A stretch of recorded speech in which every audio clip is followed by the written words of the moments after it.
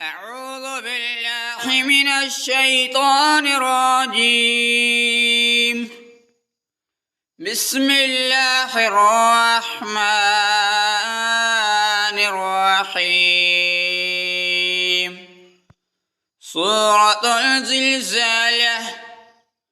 إذا زلزلت الأرض زلزالها وأخرجت الأرض وثقالها وقال الإنسان ما لها يومئذ تحدث أخبارها بأن ربك أوحى لها يومئذ يصدر الناس